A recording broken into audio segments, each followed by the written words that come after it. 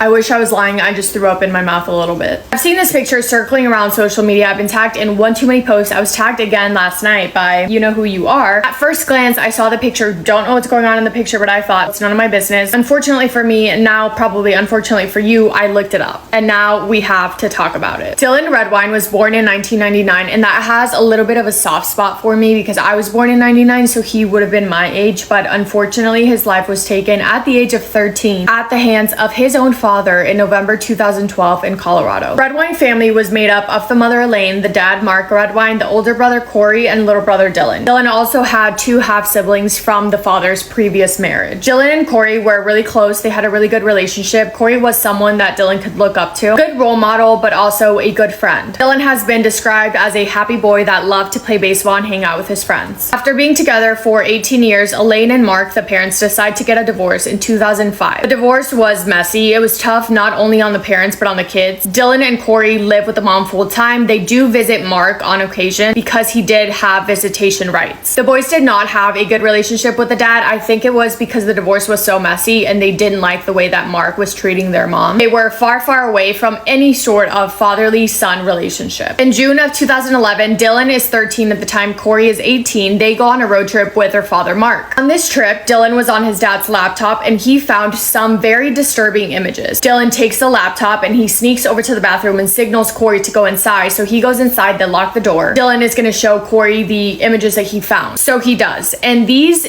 images, I mean, they made me gag. The pictures are of the father. He is wearing makeup, he's wearing a wig and a red bra, and he is eating what is human feces out of a diaper. Yeah.